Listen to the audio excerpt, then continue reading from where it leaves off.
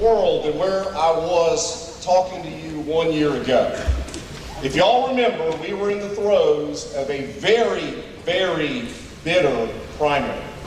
We had 17 Republican candidates. And when it got down to this stage, there were only 3 left standing. It was John Kasich, who was virtually out at that point, and we had Ted Cruz, and we had Donald Trump. And we came here and we had passionate speeches given. We had some dissension in our primary. But then what happened after that? Folks went to the National Convention. And at the time of that, right before the National Convention started, we had 77% of Republicans that were supporting our president-elect, Donald Trump. That rose all the way to 90%. And because we did that, and because we came together as a party, President Trump, this man right here, is the president of our United States.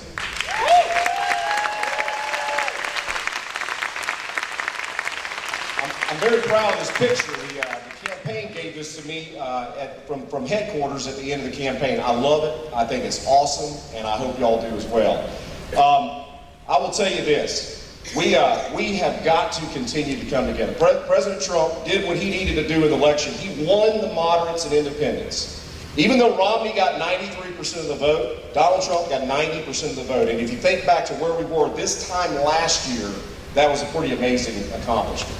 And it's because we, the party, came together. All of us came together. Not everybody, and I'm not asking you to admit it. There's a few people I know at the end of the day that didn't stand with it, but that's okay. We want you here in the party, and we want to continue to go forward.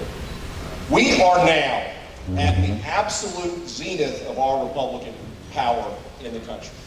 We have control 3/4 of the state legislatures across the country. We control the governorships in more than 2/3 of the states in this union. And we have the highest Republican totals in our U.S. House of Representatives since the 1920s. And we have a majority, thank goodness, in the United States Senate. That is a very, very good place to be. One final place where we're in a slight majority. We have a slight, yes, it's very slight, majority on the United States Supreme Court. And for a lot of you, yes, Justice Gorsuch is perhaps the finest person that we could have put on there to replace Justice Scalia. And I know a lot of y'all remember this. And as I was traveling around the state, I was a grassroots surrogate and a speaker for President Trump. One of the things I'd always go and say when I talk to audiences around the state is that the most important thing the president, besides being the commander-in-chief and defending our security, the next most important thing is his appointment power to the United States Supreme Court. Over the course of these next 2 terms, we may see 4 new Supreme Court justices, including the one that was just appointed. And if you think about what would have happened if Hillary Clinton had been elected president, we would have had a permanent liberal majority on the United States Supreme Court for the next 25 to 30 years. My wife, Michelle, and I have a 5-year-old and a 2-year-old boy. That would affect us, it would affect them, and the actions of that moving us down the road to European socialism would probably even affect their kids, our grandkids. So thank goodness we came together, because I think at the end of the day, people said, you know what? Even if they weren't 100% with Trump to begin with, they knew that Supreme Court mattered. But let's fast forward a little further. What has he done? He is doing all the things he said he was going to do. He's repealed all the regulations. Thank goodness President Obama did those a lot in the last few months of his office, because it allows our Congress to be able to repeal those, and that has happened. But I'll tell you, we've got 2 more major, there's more, but 2 major accomplishments that need to happen before our next midterm election. We must repeal and replace Obamacare. And y'all will be hearing from our congressman in a moment. But I'll tell you what our Congressman Barry Loudermilk has been fighting to do is to bring the party together to get this across. You have the Freedom Caucus, you have mainline Republicans, and then you have moderate Republicans. Those are all of the U.S. Congress. And at the end of the day, I think that y'all will probably agree with me that it's good that we took a little bit of a pause, because the Freedom Caucus did bring up some very good points that needed to be addressed. And they are working to bring this together. But I tell you, I urge you, they have to do it. We cannot go back into these midterm elections and not have that done. And that other thing is, if we don't get that done, the chances of us getting tax reform, comprehensive tax reform, are lessened dramatically. And I tell you, the American people brought a Republican majority and elected this United States president to get things done. And I am hopeful that that's exactly what he's going to do. But that's on us. That means we have to work together as a party. We have to come together, because the only way that we get accomplishments is when we do that. So I just wanted to say that to you. If we do those things, President Trump, if you remembered on the campaign trail, promised that he would get us 4% economic growth. And if you remember, after he was elected, the stock market went to soaring heights. It was amazing. It was like day after day, it kept going up. That was the case all the way until the repeal and replace bill died in the U.S. House. The stock market tanked, and investors and people around the world were looking, because they were betting on the U.S. Congress and the president to be able to get this done. So if we do that, we move on to tax reform, we lower the corporate income taxes, we repatriate the money back in the United States, I think we have an opportunity for a major economic resurgence. And what does that mean for us? I can tell you this, Trey Kelly was with me on election day. We put up signs all over Buckhead, and Buckhead's one of these, I'm going to say the E word, one of these establishment Republican places. And we wanted to make sure everybody understood, hey, it's cool to vote for Donald Trump. So we put signs all over Buckhead. It was great. And then we sat, and if y'all have ever been to Peachtree in Piedmont, it's one of the busiest intersections in all of Atlanta. And we were there till 3 o'clock in the afternoon. I think we got flicked off and cursed at and spit on. But at the end of the day, every white male, working class person that went by us, every single one of them, honked their horns, thumbs up. And I told Trey that day, I said, if this is going on in Pennsylvania and in Michigan and in Wisconsin and these places across the industrial Midwest, we're going to win this election. And that's exactly what happened. So y'all, we have a new party today, and we need to embrace it. We are the party of the taxpayers. We are the party of the producers. Yeah, clap. Our original Republican Party, we were the free market people, we were the capitalists. We have those people in the party. We have now added to that our great working class of America. Now look at the other side. The other side are the takers. They are the ones that are dependent on the government. They are the ones that frankly want free stuff. Obama phones, socialism. They want more socialism. This is a place I want to be. I want to be in a place where we can contrast our view of the world to their view of the world. So where do we take it next? We take it to non-traditional Republican voters. And we can do that. I'm going to tell you, it can happen. Michelle and me, we had a group of us, we put together an event at Park Tavern almost a month ago now. We had 500 people come. 35% of that audience was African American. And they were there to listen to a conservative message. Our Lieutenant Governor Casey Cagle spoke to it. They liked what they heard. They want to talk more. There is an opportunity there. Are we going to get to 50%? No. Donald Trump got 8% of the African American vote. Donald Trump got 29% of the Hispanic American vote. Both of those numbers were better than Mitt Romney. But it can go so much higher. George Bush got 44% of the Hispanic vote. If we double the African American vote, we will always have a Republican majority in the state of Georgia. That's all it takes. That's where y'all come in. We need to be ambassadors of our party. We need to go out there, show them we don't have horns on our head, that we're good people, we're trying to fight to make this country a better place. That's what they want to. That's what they want to. Donald Trump went into Charlotte. He went into Philadelphia.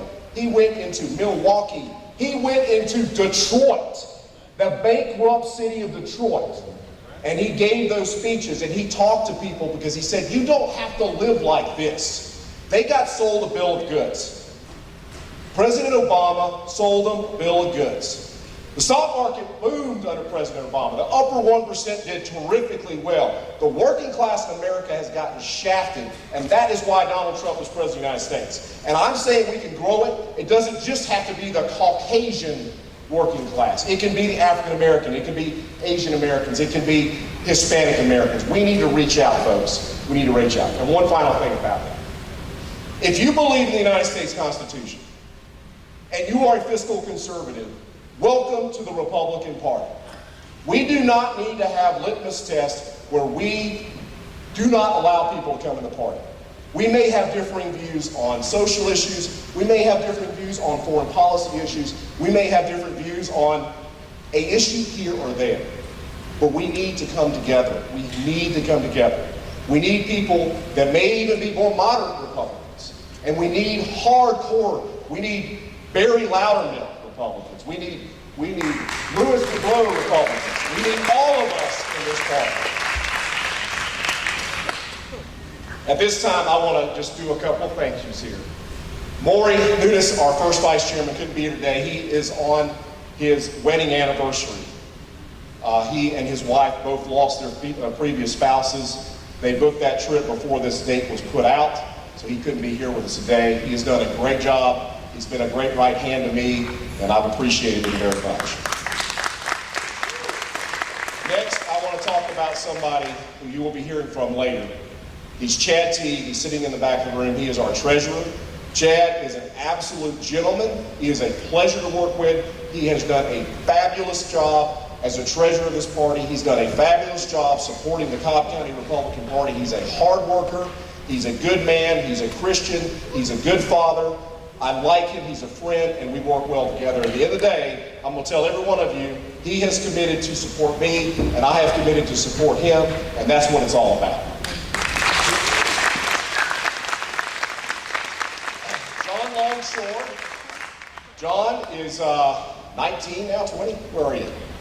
John this is who we're talking about. We need to get into our party. We need to bring millennials into our party. John Longshore is our assistant treasurer working with Chad. Does a terrific job for us. I'm very happy. I'm very happy that you're part of the party. We got to get more young people. We need to get them involved. Definitely need to get them involved. Thank you. Up here on the stage, you'll see our fabulous corresponding secretary, Carolyn Garcia. Carolyn has been doing yeoman's work across the country promoting the conservative cause. And she is fabulous. She is sitting in as our convention secretary today because Val Betts, our recording secretary, couldn't be here with us. And then Louis DeBrew had to take over for her as the interim chair because she was, again, doing conservative business this past week. So when you, when we get there in a minute, you'll see on your program that Louis will be presenting that, but Carolyn is still our permanent resolutions committee chair. The next person I said is Val Betts. Val actually went to India. She couldn't be with us, but she is moving. We're going to lose her to the 6th Congressional District, so we will have a new recording secretary after today. And then finally, we have our vice chair, Billy Dendy, who has done terrific work setting up this place, putting events on. I've always appreciated her service to this party. Our vice chair of fundraising, Michael Davis, done a tremendous job. He, along with Ashford Schwall, are the brainchild, along with Billy helping out, of our marksmanship event. And this year we're going to have our 3rd annual. Later in the program, you're going to hear from both Ashford and Michael to discuss that. We want every one of y'all to be there. It's a lot of fun. And then finally, I want to say Vice Chairman of Communications Rob Lee. Rob Lee resigned from us the last couple of days. And we're going to need a new person to step up and be a big force. Rob did a terrific job for this party. The logo that you see on your agenda sitting in your seat, he designed that. He's put together our website. He's a truly gifted individual, and I'm going to keep trying to encourage him to come back to the party and work with us. But I guess that leads me to the thing I want to just address really quickly. We've got a lot of elephants in the room here, but there's a really big elephant in the room. And I'm going to go ahead and get it out on the table. there is this website called drainthegaswamp.com. It's registered to somebody in Texas. And they have been sending around despicable stuff. I don't care about being attacked. Fine. I'm a big boy. Bring it on. But there are a lot of other people in this room that are very good people that supported me. And I appreciate them very much. And they do not need to take that criticism. And so I just urge everybody here. Chad and I are running a very clean campaign. We're talking about issues. Chad and I agree on 85% of everything, and we just have a little different vision of where we want things to go. But the negative stuff needs to end, and it needs to end on both sides. We need to come together. And so yes, thank you.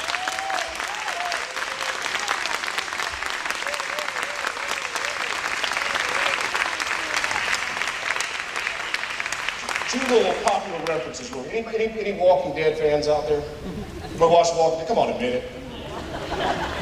I'm a big Walking Dead fan. All right, I like this post-apocalyptic stuff. There's another show called Underground. Anybody seen Underground out there? Anybody seen Underground? It's a fabulous show. I've only seen it a couple times, but my wife told me about it. I'm going to speak about Walking Dead just for a second, because this is kind of an obvious one. But in Walking Dead, you only have like 1% of the world's population left, right? Everybody else is zombies. And isn't it amazing in that world, that post-apocalyptic world, we have anarchy, that you ought to be having the human beings coming together and working together to stay alive, but instead you have chaos. I mean, I know that's a crazy example, but because they can't work together, I mean, the human race may die in that show. In Underground, this is fascinating. She made me watch it the other night because it had a very important message. Y'all are familiar with the Underground Railroad and how that was used to bring slaves out of the South. Well, Harriet Tubman was one of the most famous. She was the founder of the Underground Railroad. And very later on, right before the Civil War, it's after the Dred Scott case, she was talking to abolitionists. And they're sitting there and they're talking, and in the room, there's a group of people that want to rise to arms, like John Brown, Captain John Brown, Harper's Ferry, the raid on Harper's Ferry, and Bloody Kansas, if you remember Bloody Kansas. And then there are other abolitionists that were taking a different position. But at the end of the day, she gave a speech to all of them, and she was talking about making America great. She actually used those words on the show, making America great. And she was talking about how you got to bring the party together. It was very, very fascinating. So I bring up two cultural references because at the end of the day, we as a party have to come together. And I know you're hearing that a lot from me. And you've heard Congressman Bob Barr say this. You've heard Congressman Barry Loudermilk say this. But I'm going to say it one more time because I love it so much. I think Congressman Barr coined it, but Congressman Loudermilk and I love it too, so we use it. The enemy is not in this room, folks. It's not in this room. We act like it sometimes. We're on the same team, for goodness sake. The enemy is out there, okay? The people that are attacking our Constitution, the people that are taking away our rights, the people that want socialism, that's out there. It's not in here. So please, let's come together. Let's be respectful today. We've got a lot of campaigns. Let's be respectful of each other. We're in the same party. We need each other. We need all of us in this room. We need more people. So thank you all very much. I am so glad you're here, and let's roll on forward.